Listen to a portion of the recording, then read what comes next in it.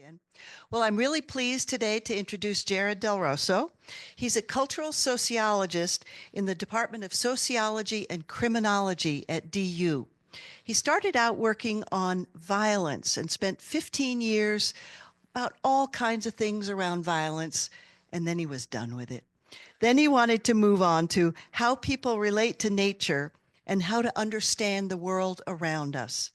Um, and Jared points out, as he will in his talk, that whippoorwills and nighthawks were very important in earlier times. They were very common. They would nest. People would see them a lot.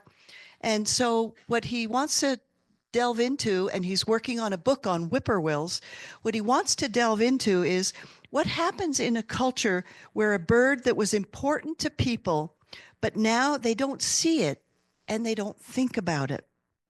And Jared wants to bring that awareness back. And I think that's really true, especially for the whippoorwills and the nighthawks. You know, I think many of us used to see them. So one of the things that Jared and I talked about, I like to talk to my speakers ahead of time. And there are two songs about whippoorwills. Who can tell me one of them? Yeah, okay, hit it, Michael.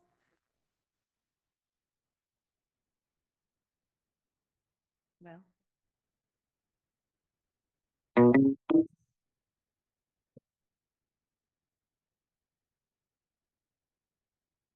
Yeah, that lonesome whippoorwill, he sounds too blue to fly. The midnight train is whining low. I'm so lonesome I could cry. Thanks. Okay, with that, we'll let Jared start talking. All right, thank you all. Bear with me with this mic. This is my first time using a mic like this. So if you can't hear me, if at any point this moves around too much, just please let me know. And thank you for that introduction. Thank you for the soundtrack. I think the other song we were referring to is a song called Whippoorwill by Magnolia Electric Company. And when we talked on the phone, I was asked, do you have any embarrassing stories around birds or this species of birds? And nothing came to mind right away, but then I realized my favorite song is called Whippoorwill by this band Magnolia Electric Company. It came out in 2009. I love this song. I've probably listened to it thousands of times. I didn't know it was about a bird until maybe 3-4 years later when I became a birder. I grew up in the Hudson Valley of New York in the breeding range of whippoorwills in the 1980s. The bird wasn't present in the landscape around the home I was at, but it was certainly there in my county. And it's just a small example of how far maybe we've come. This bird is important culturally, but we maybe don't grow up with that intimate, familiar knowledge that comes from everyday encounters with this species, but also with this family of birds, the nightjar family, which is my favorite family of birds. I'm a cultural sociologist at DU. I'm also a birder. I've been a birder since 2012, since relocating to Denver to start my job at the University of Denver. And so I'm writing this book on Eastern whippoorwills in US culture and American culture. I finished a very different book around, I guess it was 2021, 2022, and I knew I wanted to turn to the study of nature and society, animals and society, human-animal connections and cultures. I kind of kicked around a couple of ideas, but I thought if I could only write one book, what would it be? And it would be an homage to my favorite bird, which is the common nighthawk, a relative of the eastern whippoorwill, a bird that is present on the Colorado landscape. But there's not a whole lot of sociology. There's something a sociologist can say about that bird, but not a whole lot. An ornithologist can tell you a lot more. But the eastern whippoorwill is a bird whose place in culture is so enduring, so longstanding. I'm really happy to be here sharing with you some of that work. I'm like 5/7 of the way done with this book. I hope it comes out next year. I don't have a total control over that. But if you want to know more about the work I'm doing, I've got a website named for the Hank Williams song, lonesomewhippoorwill.com. There's a little newsletter there. I send out monthly with like a nightjar of the month, courtesy of the Global Nightjar Network, and with updates about the work I'm doing, if you'd like to know more. So Yeah. So I want to tell you about legend, lore, and the lives of our nightjar. So I'm going to move a little bit between natural history and culture. I'm going to start simply with the name, because if you are a birder, you know this family has perhaps the most, among birders at least, famous names in the English language for birds. The goatsuckers, of course, is one of those names. And if you know the history of this name, you know it goes back to European beliefs about the bird that their nightjar, the European or Eurasian nightjar, historically simply known as the nightjar to Europeans. There was a longstanding belief that this bird would come out at night and suckle on female goats and blind them in the process. So this was a bird with a really rich mythology. That mythology goes back at least to Aristotle, who wrote about it in his History of Animals in 350 BC. But there were other longstanding associations between the nightjar and domestic animals. In Southern Europe in the 1700s, there was a belief that nightjars would strike young calves with their beak and infect them with a disease called puckerage. Indeed, the birds were also sometimes referred to as puckerage. In fact, nightjars have incredibly small bill. I mean, you can see this, incredibly little bills. They have enormous mouths. They swallow insect, usually insect prey, whole, small legs, small feet. These are not birds that could do anything to the skin of cattle. What was actually happening in this case was that a parasitic fly was laying eggs beneath the skin of young cattle, and the larva would burrow into the animals. Even so, there's like a kernel of truth in all this mythology and lore, which is what are attracted to petting zoos, domestic animals? It's flying insects. And also, I think, where are you likely to see a night bird? Well, wherever you're hanging out at night. And historically, people were not going birding, but they were probably checking in on their goats, their herds of goats and cattle, and seeing the bird in these spaces. So that's the history of one name. That name has been globalized in both the family name and the order name. This is the family name, Caprimulgidae. Apologies for the terrible pronunciation, coming from the Latin word for billy goat and the Latin word for to milk. So that name of the goatsucker is embedded in the scientific names we use today. I don't know if this was one of the first like interesting bird names I learned as a new birder, but it was certainly among the first that jumped out to me as I was looking through my field guides. The other name, nightjar, was one I was far less curious about, even though it is a curious name. What is a nightjar? And I came up with what is a really bad explanation of it for myself until I actually did this study and found out the answer to it. My explanation was that the birds, they're nocturnal-ish, they're crepuscular, they're active at dawn and dusk, they're also active at night, so they are nocturnal. And I kind of told myself it kind of looks like an upside down like clay bowl, its shape. So I thought maybe that's where they were getting the name jar. Actually, the name comes from the sound that the Eurasian nightjar makes. It is described as a mechanical trill or a jarring or churring sound. And so the sound of this one species of bird has been embedded in the entire family of birds, even though most of our nightjars here in the US, whippoorwill, chuckwill's widow, and poorwills, are far more musical, far more melodious, and almost harmonious in their call. I'm going to play for you the sound of the Eurasian nightjar. I have not had the opportunity to hear this bird, though I would love to culminate the writing of this book with maybe an encounter with it. But you will hear how churring and jarring and mechanically trilling this call really is.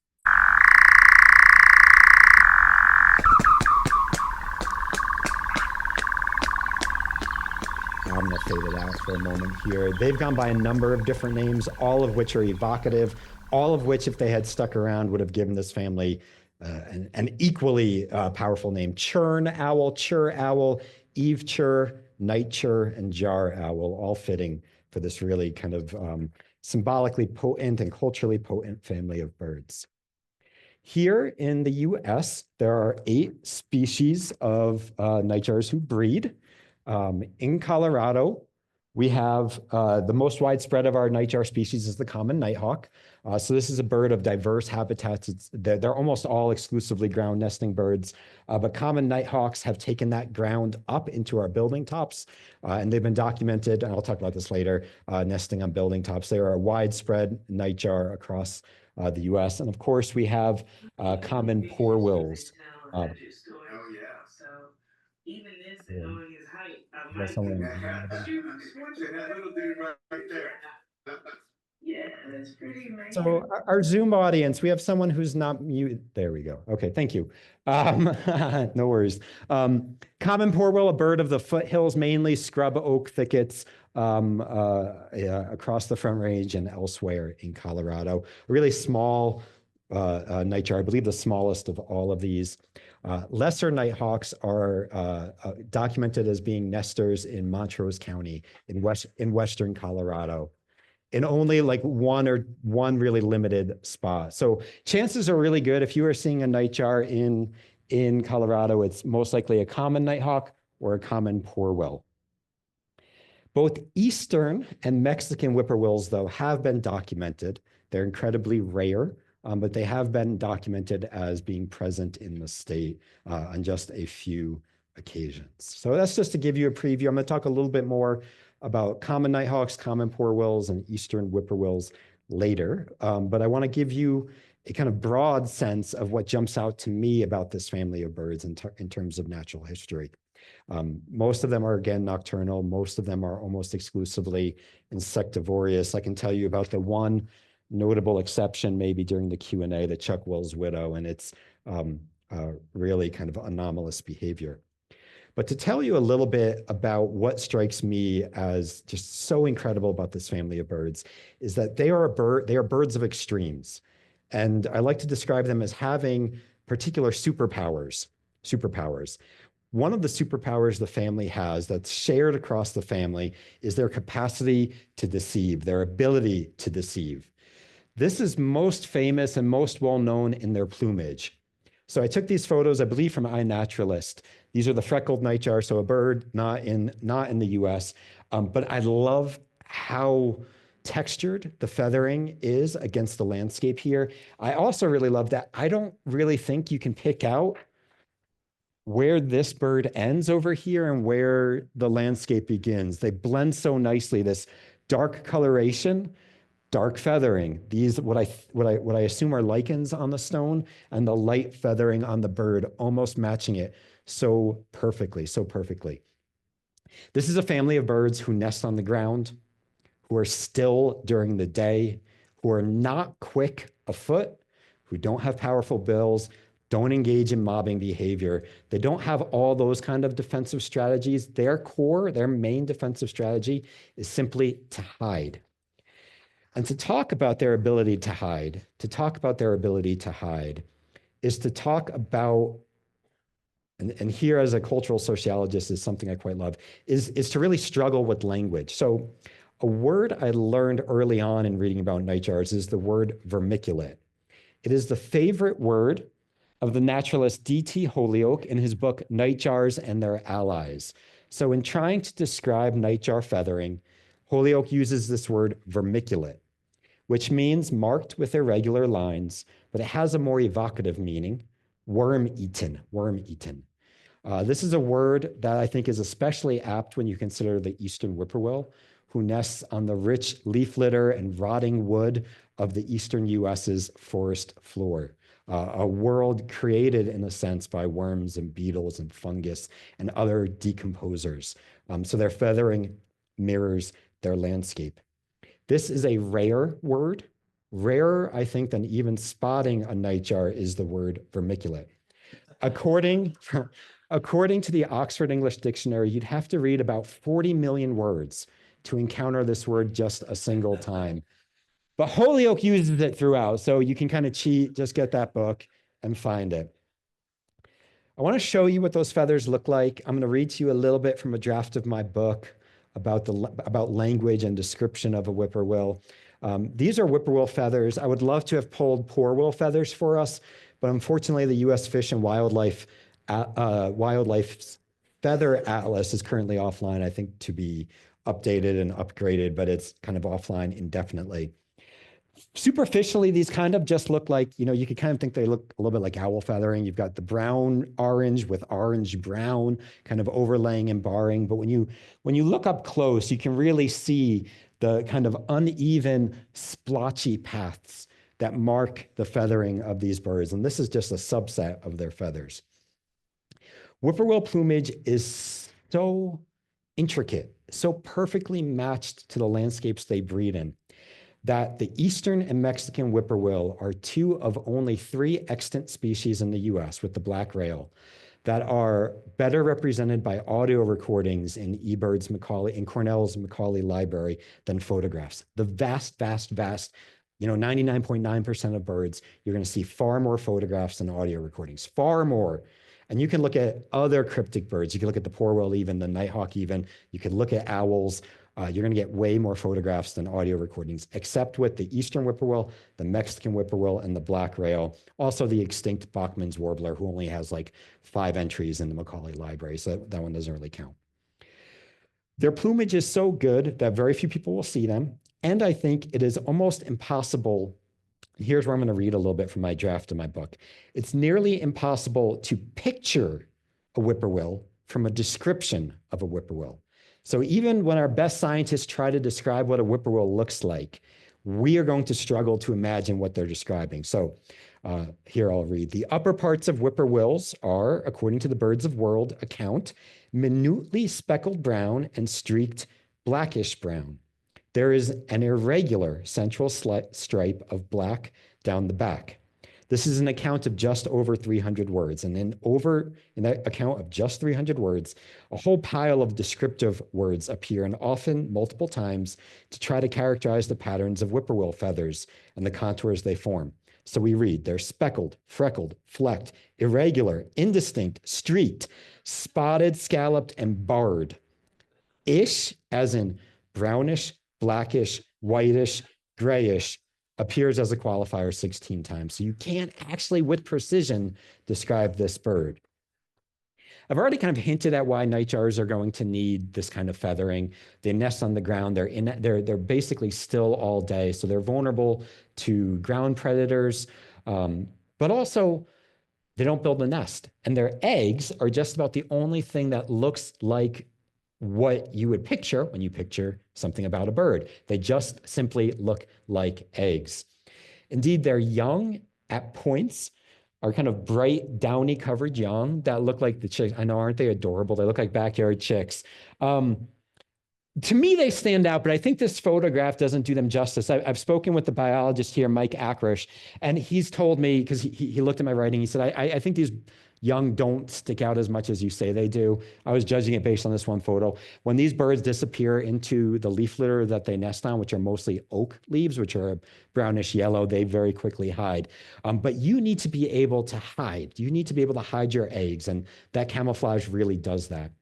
In fact, there are some studies of nightjars that suggest that they actively choose microhabitats that better match their unique feathering than other spots in the landscape around them. So they can really make these important decisions about where to perch, roost, and nest.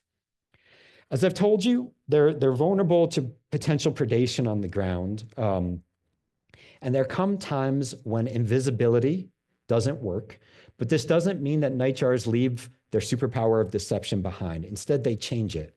These are birds, again, that don't really pose threats to truly any other species except for an insect.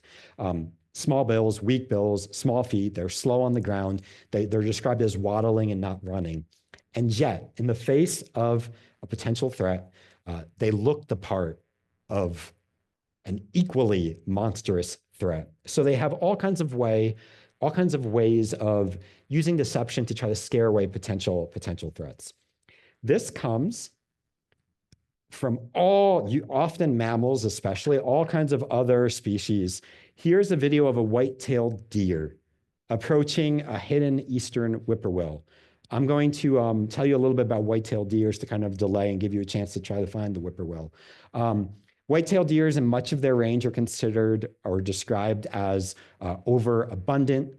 They are exerting pressure on ground and kind of low-level nesting birds in the eastern US in two ways, really. The first and most important ways is through browsing the young plants. So they change the very structure of the forest by how much they eat from the forest floor and from mid-level plants. But they are more opportunistic feeders than you would think. They've been documenting eating whippoorwill eggs and whippoorwill chicks as they browse from the ground. So they're not exclusively herbivores. And so this white-tailed deer is approaching a whippoorwill who is right there. There's its tail underneath some shrubs. And you'll see this whippoorwill engage in some of their threatening displays. It's going to leap out and start hovering in the face of this white-tailed deer. And this is a pretty common behavior from whippoorwills upon the approach of another species.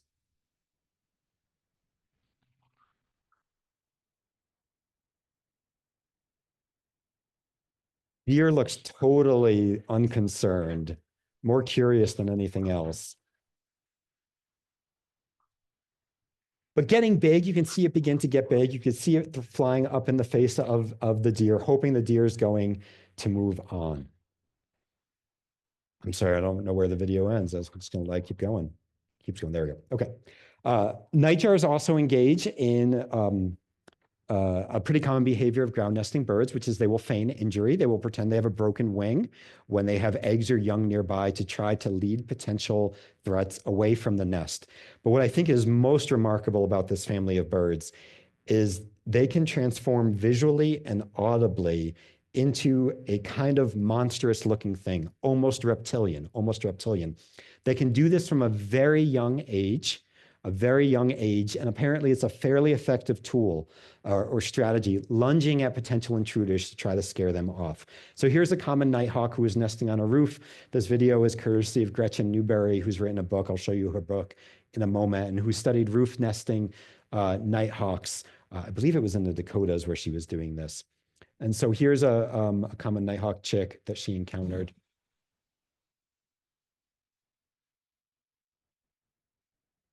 You can see them opening their enormous gape and making that hissing type call. A common poorwill from MPG Ranch in Montana, courtesy of Kate Stone. This is a bird that had been, I believe, radio tagged.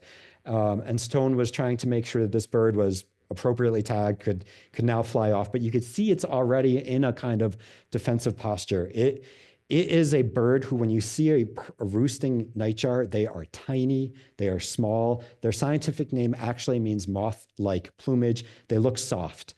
This looks anything like that. The feathers are kind of up, alert.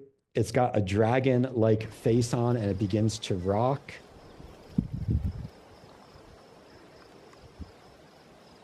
And it's going to culminate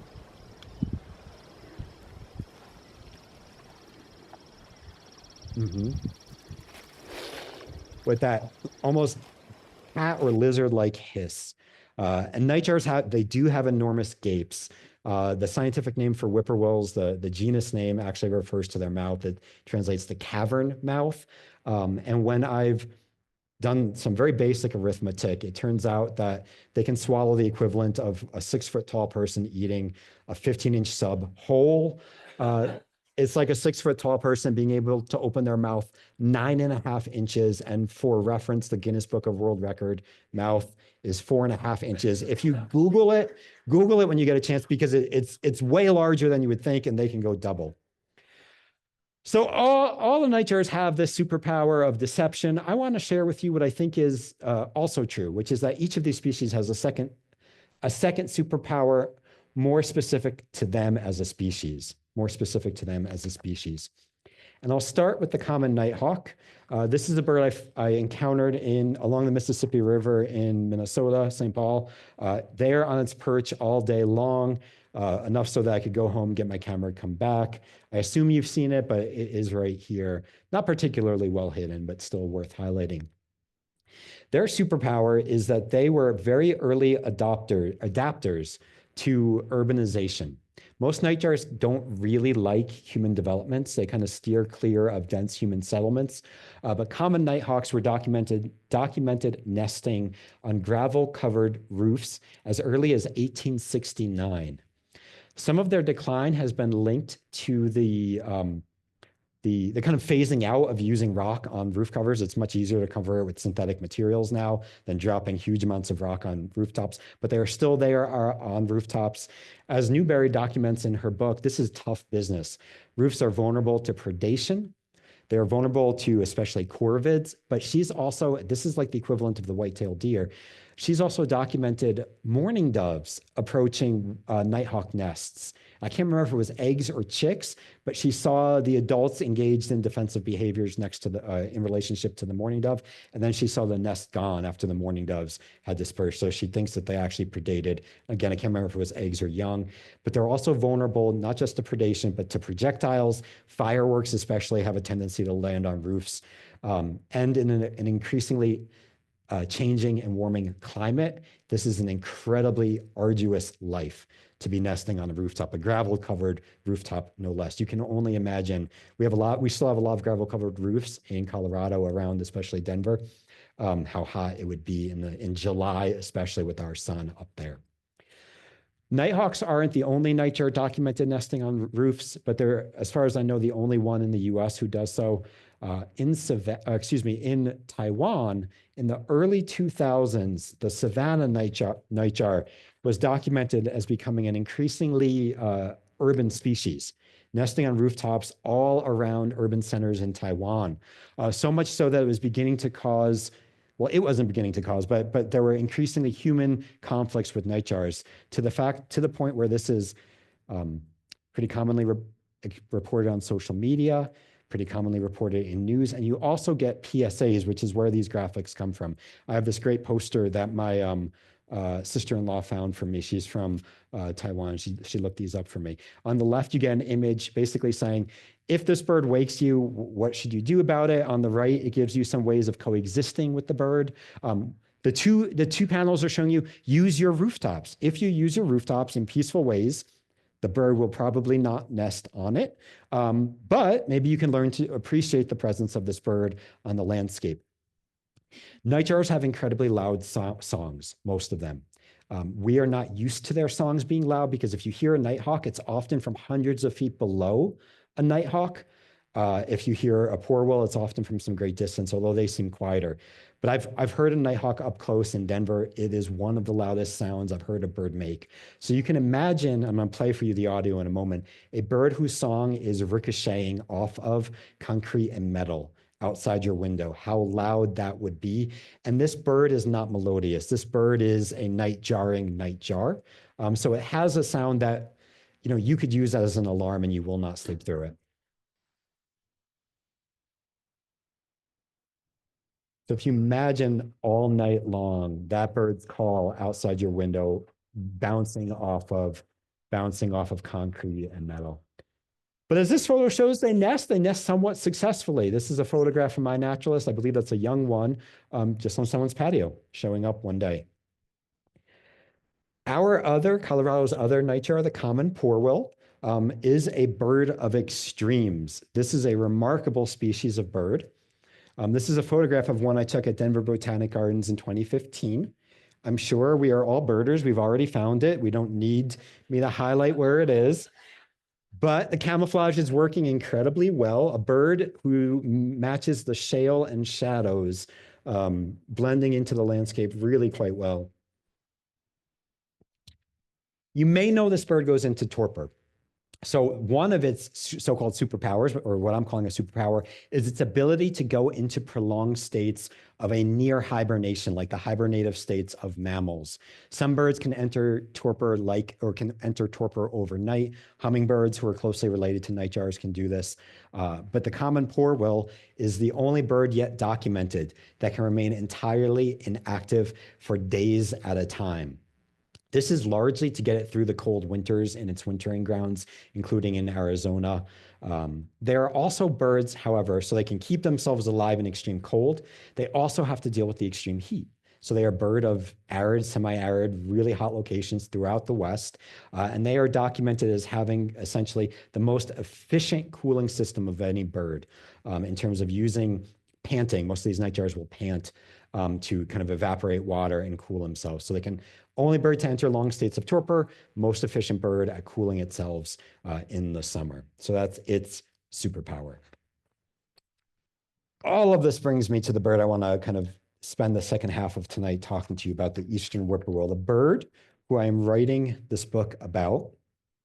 I'll tell you its superpower in a moment, but just ever so briefly, because it's not a bird who's present in Colorado. You've got the breeding range map on the left-hand side here, basically from the southern US up into kind of north central Canada and New England, largely nesting on forest floors of mixed forest, often of oak and conifer, oak and pitch pine, scrub oak and pitch pine. But it is a little bit of a generalist when it comes to tree selection, but it does seem to show a preference for oaks, like nightjars, insectivorous, particularly on very large moths and beetles of the eastern US. Luna moths are one of, and other silk moths are some of their favored prey.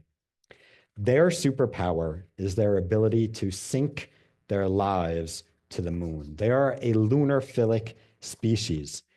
Many nightjars are more active under full moons, but this has been best documented in eastern whippoorwills. They sing more vigorously under a full moon. They feed more vigorously under a full moon.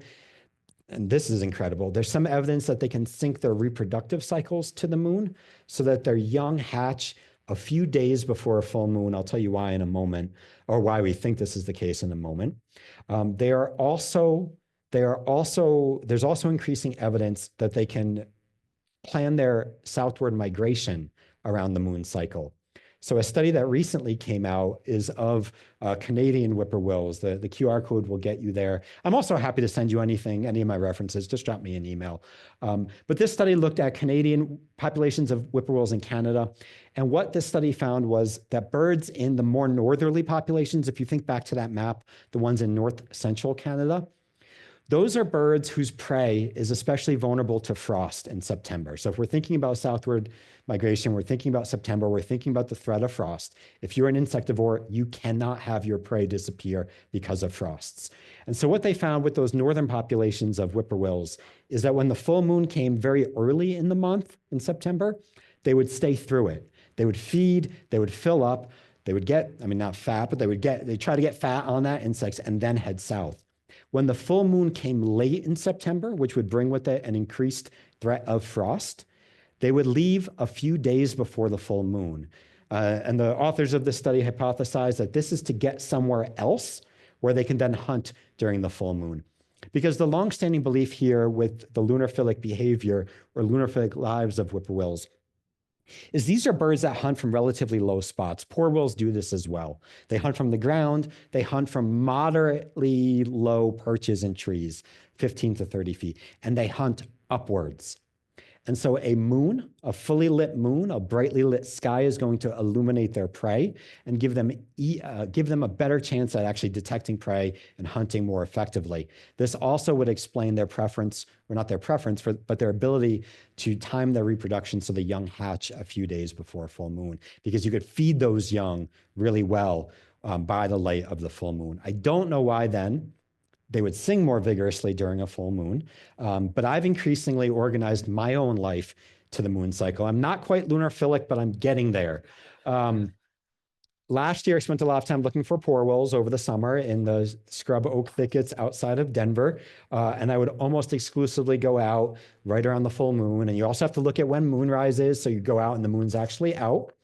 And last May, I was really lucky to go to Missouri under the full moon to shadow some scientists who are studying the birds. I'm going to play for you the audio recording I took of a whippoorwill. My friend down here, my decoy, this was a bird. This is a decoys they were making because they were catching, banding, studying the birds, and they were increasingly using decoys. So they were kind enough to make me one as well. But here's a recording, the 3-note song that gives the bird its name, the song that has been referenced in so many poems, so much literature, so much music, so many everyday practices of people, the song of the whippoorwill.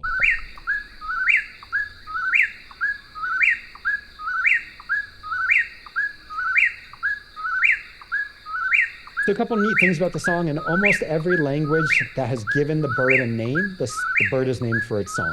So many indigenous languages, in Spanish and in French, the bird's name is usually given for its song. There's a pretty obvious reason why. You're not going to see the bird, but you're going to hear it. So how will you know it? How will you name it? And it is through that song. Another really neat thing about this song is if you slow it down or you look really closely at what's it called, a sonogram of it, it actually has more than 3 parts. Our field guides, a careful listening to this song reveals that that middle syllable, poor, that we describe as poor, actually sounds like purr, actually has 2 parts. And if you describe it, if you slow it down, it actually sounds like purr. So it's an open question what the birds themselves hear, if they're hearing it in the same kind of ways or attending to it in the same kind of ways that we are. And this is true of many bird sounds. If you slow them down, our ears can't really keep up and our brains can't process it. And they actually have more parts. The Poorwill song actually doesn't sound like it has 2 parts. It actually sounds like it has 3. It's that song which has given the Eastern whippoorwill its place in legend, lore, and American life. I'm so glad to be here right like at the end of the first week of spring, because this is a quintessentially spring bird. It's a spring migrant, so of course in that way it's a spring bird, but so much of its place on the landscape had to do with what it indicated about the seasons. So I'm going to read to you a little bit again from my book.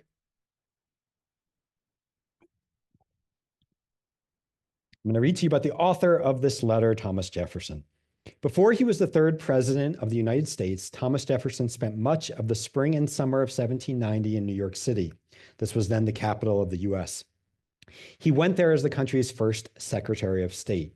In his few short months in the city, he established the country's first patent office and negotiated the Compromise of 1790 with James Madison and Alexander Hamilton.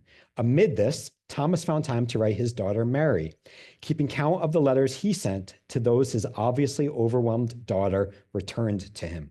He writes, "You now owe me 4. And I insist on you writing me one every week till you shall have paid the debt. I write to you every 3 weeks, and I think you have quite as little to do as I have, so that I may expect letter for letter." In one of those letters, to which Mary didn't promptly reply, Jefferson reported on the arrival of birds and the ripening of fruit in New York, keeping in mind that this would have been a very different climate than the one he was used to. He writes, "We had not peas nor strawberries here till the 8th day of June." And he also reports, "On the same day, I heard the first whippoorwill whistle. When had you peas, strawberries, and whippoorwills in Virginia?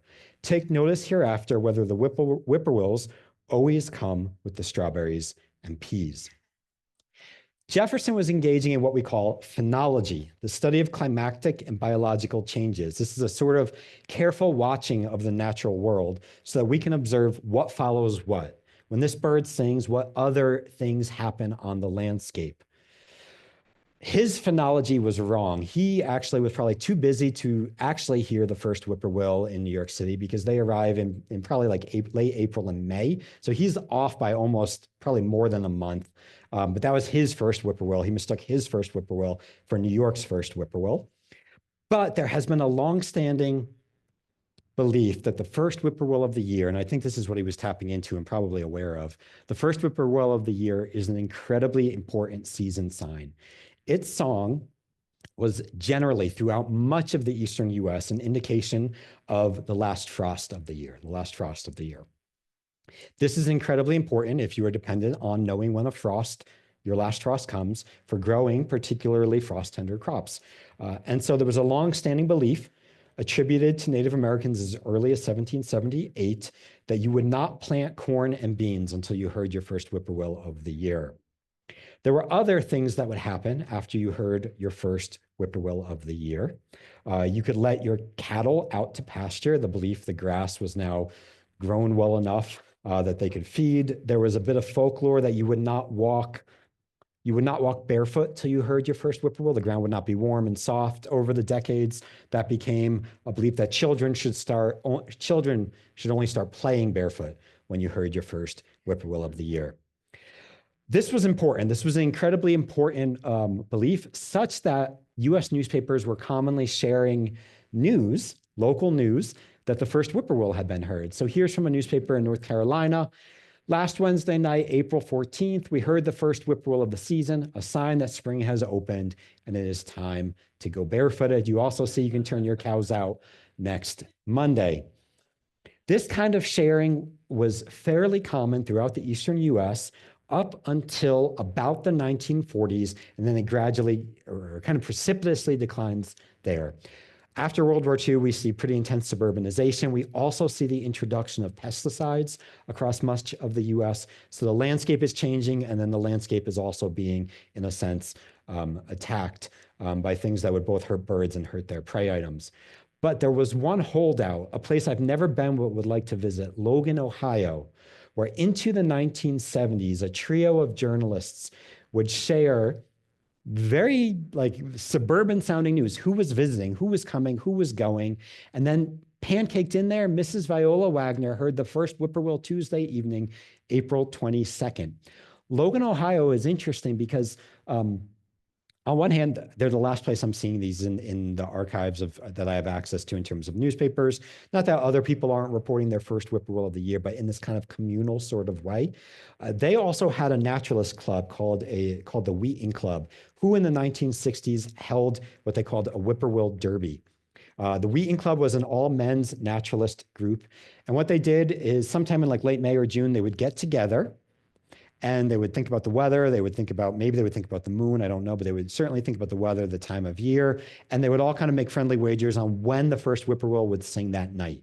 And then they would go out, they'd listen, they'd look at their clock, and they'd see who won. I think this is a lovely communal activity that we could bring back maybe with our Poorwills. So Logan, Ohio must have had a special relationship to the bird. Other people developed really personalized rituals and practices. My favorite dates to the 1940s. In an article that by its time's standards went viral, the United Press reported that a man named R.H. Griggs, known to his friends as Uncle Rip, would get 2 haircuts a year. The first when he heard the whippoorwill sing, and the next when it was sorghum making time in the fall. So his life tuned into nature. In kind of a tragic irony, Griggs was also the county's suppliers of pesticides, and he seemed to be the person who brought DDT to the county. I don't blame him for this. He was relying on what he was hearing, certainly from government and certainly from industry providers. But it is kind of this cruel irony that a person so keyed into these natural cycles was also part of this mechanism that really disrupted and interrupted those cycles. So the first whippoorwill was part of phenology. It was also, there were beliefs that certain plants would bloom after the first whippoorwill sang.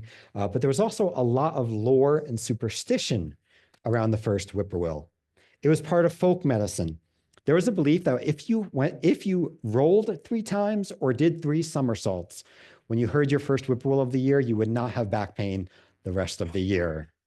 A dangerous thing to do unless you are ultimately very confident in your back, rolling around at night on the edge of a forest. If you were carrying money, if you shook your purse, if you shook your pocket full of coins when you heard your first whippoorwill song, it was said that you would have wealth all year. And you could also count the years, or count the first whippoorwill's repetitions of his name. Again, a very familiar song, a really kind of stereotypic song, very easy to count. And the number of times he repeated his name was said to predict how long you had to live, or if you were single, how many years until you would get married. So a really important indicator. I want to say 2 things about these beliefs. The first is none of this applied to any whippoorwill that you heard after your first whippoorwill. The rest of the whippoorwills were generally thought of as birds of bad omen, birds of ill omen. Historically, a whippoorwill singing beneath your bedroom window on your doorstep meant illness or death to someone in the house. Both Indigenous Americans and Euro-Americans held beliefs in whippoorwills as ill omens. I've read stories of people having a lot of unease about this bird's song. And it is a bird that also shows up in horror fiction and writing all the way back to Washington Irving's story, The Legend of Sleepy Hollow. The other thing I'll say about this lore and superstition, a lot of it blends or co-ops Indigenous American belief about the bird with European belief about the common cuckoo, an unrelated species of bird, a totally unrelated species of bird. However, it comes back in spring, sings its name, has a song that's easily counted. And so it held the same kind of seasonal indicator. So there are these kind of beliefs blending in the beliefs around the Eastern whippoorwill. All of this, though, presupposes a bird who is familiar to those who heard it, a bird who is present on the landscape. And over the last several decades, that has been increasingly less so. So I want to talk a little bit about species decline and what it means. I want to point out that this phrase, the last whippoorwill, is one that I borrow from, of all places, an episode of the cartoon Smurfs that aired in 1986. That was about poaching, that was about ecological imbalances, and that was about human hubris when it came to our relationship with nature. And so they actually had an episode called The Last Whippoorwill. I think you can find it online. The bird in that kind of looks like a dove, kind of looks like a whippoorwill, kind of sounds like a dove, kind of sounds like a whippoorwill, but is indeed honoring a bird keyed in, I guess, to species decline before many of us really were. To just briefly encapsulate the decline of whippoorwills, on the right, you see a map from the U.S. Geological Survey's breeding bird data that shows across the vast majority of states and provinces where whippoorwills are documented, their population is declining. It is an annual decline estimated at about 2.76%, a total decline since 1970 of almost 70%. And I'll point out, a lot of this applies to other nightjars. Chuckwill's widows have declined by roughly the same percentage, even actually a little bit estimated a little bit more. Common nighthawks are declining pretty precipitously. Many of you who've lived in the same place for more than maybe 15 years have maybe seen this, where you could count on nighthawk migration over your home or feeding over your home, no longer see them as regularly or hear them as regularly. What I think is important is that the causes are multiple. It has to do with, yes, climate change, yes, habitat loss, yes, the so-called insect Armageddon, because they are dependent on large insects, mortality to car strikes, predation. But there are also things, especially with the Eastern whippoorwill, that give us an avenue or give us a reason for hope, which is some of their habitat loss is not about the straight loss like we think of, like the development of a landscape. Rather, in much of the Eastern US, we have a homogeneous landscape of basically middle-aged forest, neither young nor mature. These are birds who need a diverse forest. They need young forest, they need old forest, and they'll do with some middle-aged forest. And what this means is forest management strategies that produce young forest have shown some real ability to help this bird recover in some places. The causes are multiple, being studied, and forest management seems to be a really promising way of helping them, at least across the Eastern US. So all of our estimates from here come from the 1960s, but in truth, people were noticing the decline of whippoorwills much earlier than that. So in 1925, in the Wilson's Bulletin, a naturalist named E.D. Nauman reported that in the places where he grew up in southern Iowa, whippoorwill populations had declined precipitously. He blamed agricultural development. Some of the places where the birds had previously nested had been turned into basically hog feeding grounds and have been cleared for timber. And so he had seen the bird disappear. He also reports in this that robin populations were basically replacing whippoorwills. One of the early astute observers of the human whippoorwill relationship is a journalist named Lucy Templeton, who wrote for the Knoxville News Sentinel for almost the entirety of the first half of the 1900s. So she was writing this really popular column called The Country Calendar. If you don't have like a newspapers.com subscription, it's almost worth it just to read some of her writing, because this was a report of, she was a phenologist, just like an exemplary phenologist. She could tell you what was blooming, what birds had arrived, what it meant when those birds had arrived. So I very much have loved reading her reports. But in 1954, she reported that in her community, it's called the Ridge, I believe it's west of Nashville, whippoorwills had not returned. Others had seen them that year. She had not, or others had heard them. She had not heard them that year, which was anomalous for her. That's not something she would have ever expected. She pointed out that her neighborhood was being developed, and I'm paraphrasing here, but she writes something to the effect of, it's good to have human companions, but it's also good to have animal companions or bird companions as well. And she writes about this for much of that summer. The birds do come back eventually, but again, a really astute observer of the natural world around her and of what it meant to the people of Tennessee. You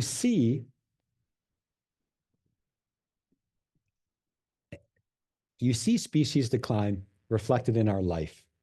This is an ecological or an ornithological fact that has repercussions for us, repercussions for people, repercussions for the kind of lives we live in relationship to nature. So online, the American Bird Conservancy has this brief recording of a whippoorwill on YouTube. It's just an audio recording, but it has a ton of comments, and the most upvoted comments are all about species loss and the ways that that loss has landed on the emotional lives of people. So the most upvoted comment, this made me want to cry. Nostalgia from when my great-grandparents lived on their farm in the country, and we'd sit and listen to them at night. The second comment, when I was a kid, I fell asleep to this sound every night. Then suddenly I never heard one again. The third commenter writing, I haven't heard one of these songs since I was a boy. Throughout much of their range, people who grew up with whippoorwills report this kind of lack of presence in their lives today, either because they've moved to more suburban or urban locations or simply because the bird has disappeared. These themes, they're showing up in country music. I'll tell you that there are a lot of really nostalgic songs about country life that mention whippoorwills. They're showing up in poetry. So there's this really lovely poem, Upon My Return to Appalachia, that I'll just read to you, and I'll close with some of my own writing on this.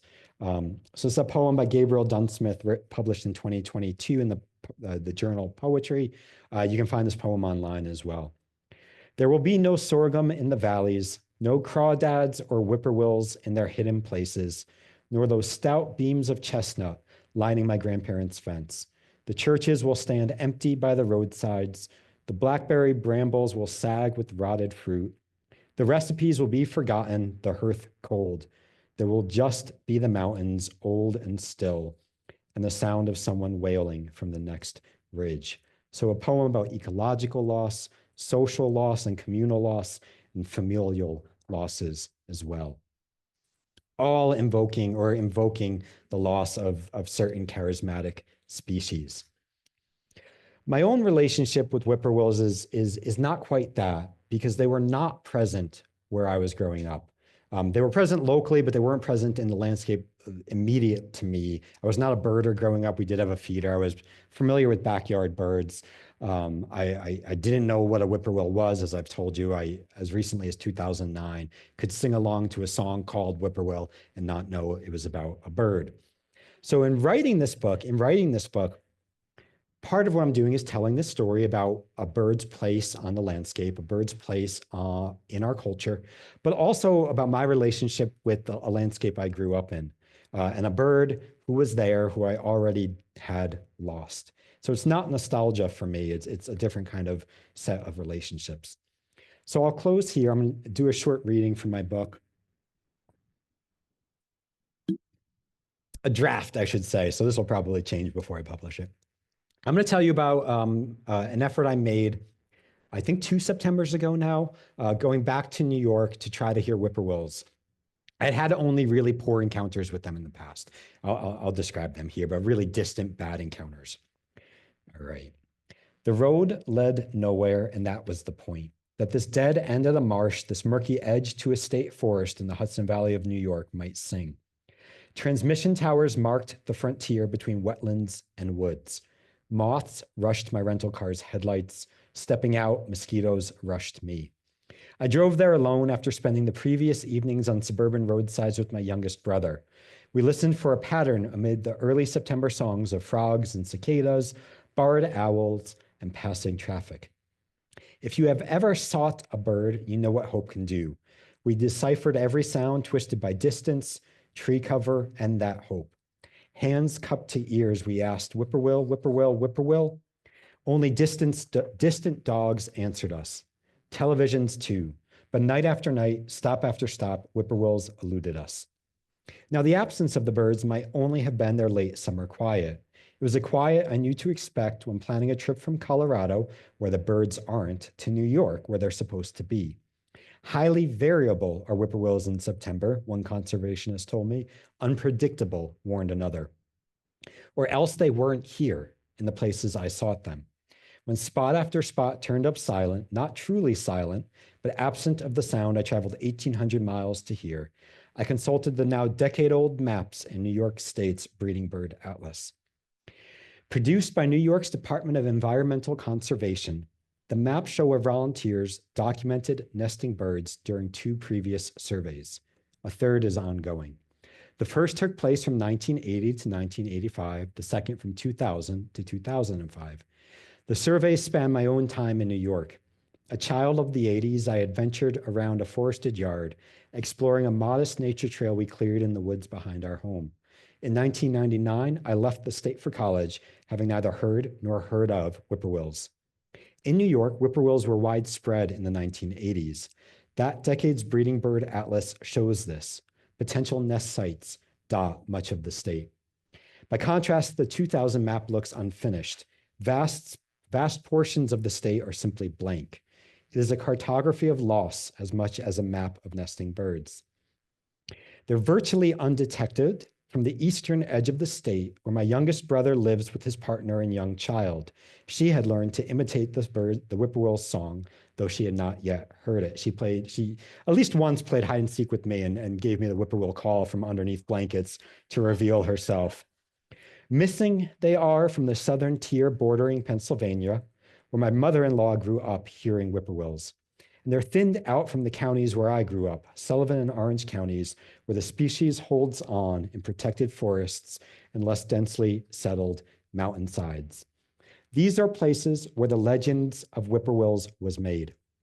Washington Irving had the bird frighten Ichabod Crane in his 18th century ghost tale, The Legend of Sleepy Hollow. That's written about a town on the eastern side of the Hudson River. On the western side of the Hudson, John Burroughs counted what's thought to be a record in whippoorwill endurance, a bird repeating his name 1,088 times without a break. Today, to count a whippoorwill's call in the Hudson Valley, you have to drive nearly an hour away from Burroughs' cabin to Sterling Forest or Fawnstalk State Park. And even then, you might have to do what my brother and I did, park on the side of a road and listen through the sound of passing cars. So now my hope to hear a whippoorwill had me swatting mosquitoes and admiring power lines on that dead-end road in early September 2023. Odd but not surprising that I should find myself here. The marsh opened the forests, the transmission towers did the same, as the ground below them was kept clear of large trees. And what was I so stubbornly chasing? Not a life bird. Over the past decade, I had heard whippoorwills while birding in New York, but these were songs sung briefly, muffled by distance and the churring of traffic. They often ended with doubt. Was that indeed a whippoorwill? Had others heard what I'd heard? At the right place, in the wrong season, I wanted a song more definitive. Maybe I was chasing belief. I wanted a whippoorwill to convince me that the icon was still an icon. I wanted to hear what others had once heard, the incessant song, not a single call, the unmistakable song, not doubt amid decline. That hope, after a week without the bird, brought me to that dead-end road. And here they were. I heard them finally, even before I quieted my car's engines. These whippoorwills asked nothing of me. I did not need to cup my ears and strain. They were out there, somewhere along the frontier, where the wetlands met woods, close to. Their calls ran together, the phrase we use for it breaking down. Not whippoorwill, but more than that. And I close there. Appreciate your time. I'm happy for your questions. If you'd like to know more about my work,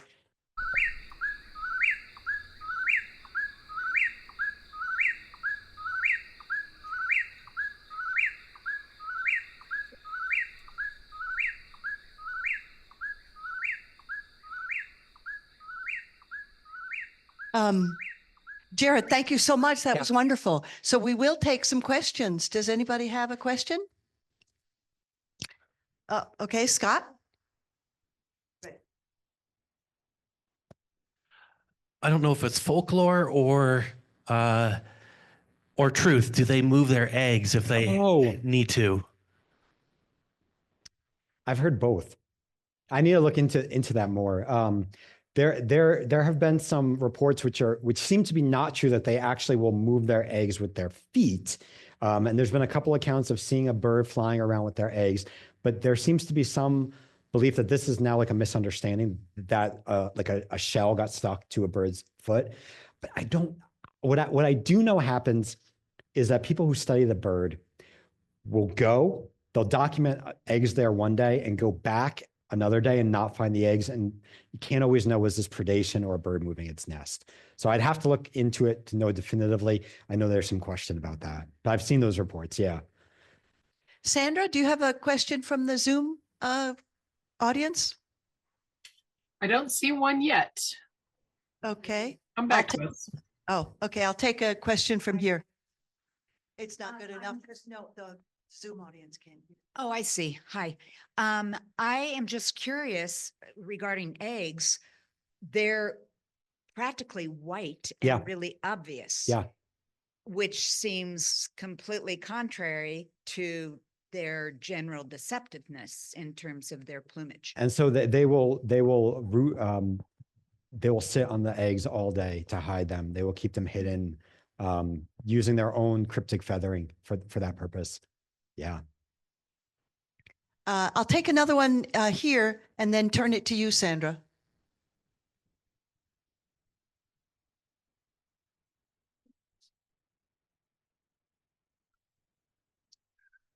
I was fascinated because several times you made reference to owls in your talk. In researching raptors for a program that I gave not long ago, I discovered that the closest relative of owls are nightjars. Oh, is that right? And I just wondered, in your research and all the things that you've read, have you found any references to that in the phylogenetic tree or otherwise? So I'll answer that in the wrong way. I'll answer that a little bit from the cultural perspective, which is culturally, they are in this same really interesting branch of our relationship with other species, because they're both nocturnal. Their calls sound like they're coming from nowhere and everywhere at once. And so some of the same unease around these birds kind of overlaps between the two. And you will see, especially in the 18th century, there's a lot of like, I think, attempt to like really capture nature in writing. So in both fiction and poetry, and you'll sometimes see like the same set of images reused. It will be some frogs, some kind of insect, cicada, or crickets, and then an owl and a nightjar to conjure this uncomfortable time at night. My understanding of the taxonomy is, until recently, the family of nightjars included swifts, included hummingbirds, and included a couple other birds that are not present in the US, oilbirds, which are this really remarkable bird, I believe in South America. And swifts and hummingbirds were considered really closely related. They've been broken up into different, actually, they weren't in the same family, they were in the same order. They were in the same order. And until maybe like 10 months ago, you could actually say in a way hummingbirds were goatsuckers because they were in the goatsucker order, but they are now in the same glade. So they have a shared ancestor, but they're not in the same order. And so that's as far as I know about the phenology, that those species are really closely related. You would never look at a hummingbird and a whippoorwill and think these birds are kin. And yet, hummingbirds can enter into states of torpor. Not entirely insectivores, but swifts certainly are, and hummingbirds have insectivorous behavior. Odd mouths for birds, one with really long bills, and even the throat patches. Many nightjars have a throat patch. It doesn't gleam red or blue or green or purple, but they do have a white throat patch. So almost their morphology. And they have white tipped tails, which, if you know from our hummingbirds in Colorado, a lot of them also have some white tips to their tails. I'm not sure that's the basis for any relation, but morphologically, they actually are maybe superficially more similar than you might think at first glance. Sandra, any questions from the Zoom audience? I don't see any. There is a thank you for a very interesting presentation. Okay.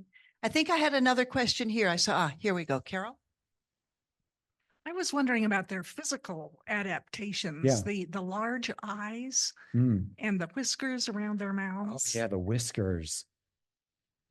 So, you know, I need to look into that. In writing about their physical characteristics and writing about their natural history, I glossed over the whiskers. I can tell you that that's a really good distinguishing feature between a night, if you're in whippoorwill range, a nighthawk and a whippoorwill. The nighthawk has almost imperceptible little bristles on its mouth. And I can also tell you, if I can go back to my home screen, I can get back there easily. I can't. Many of the early naturalist accounts of whippoorwills blended nighthawks with whippoorwills, because what you had in the East was a bird who came out at dusk, which was the nighthawk, flew in places where people saw them. And then and then they would disappear, and then you would have the whippoorwill's call. And so people thought this was maybe one species of bird. And so you can find these drawings. Audubon himself did one of these drawings based on someone else's account of a bird with the wing patches of a nighthawk, the white wing patch, and whiskers, which is what a whippoorwill has. It doesn't have the white wing patch. So my sense is, and this is one of those things that I'd have to go back and actually delve in a little bit more closely, because I'd initially read that there was some belief that this was help with like kind of filtering these large birds or large insects into their mouth, protecting the face as you're flying at especially large beetles with hard shells. But indeed, I don't know. I appreciate that question. Any other? Here we go. Suzanne? So if the birds have to sit on the eggs all the time to keep them camouflaged, does that suggest that the male is also involved in either helping to sit on the eggs or bringing the female food? Yeah, I just looked this up because I was curious, and they do share incubation duties. And they will often perch nearby, but not directly on, or not immediately nearby, but like in a tree nearby or something like that. Yeah. I'll also say there's so much not known about nightjars, especially US nightjars. They are, as you can imagine, an incredibly difficult bird to study. They are only here, when you talk about, say, the nighthawks, they're really only here from about May to September. They are only here a short time. These are birds who don't want to be found. I have nothing but admiration from the people doing this work, because you have to be out at night. It's not the only bird you have to be out at night for, but you have to be out at night finding a bird who's incredibly difficult to see, who's not here as many owls are through the winter and fall when there's no leaves on the trees. And the eastern whippoorwill, the habitat that scientists are walking around in it's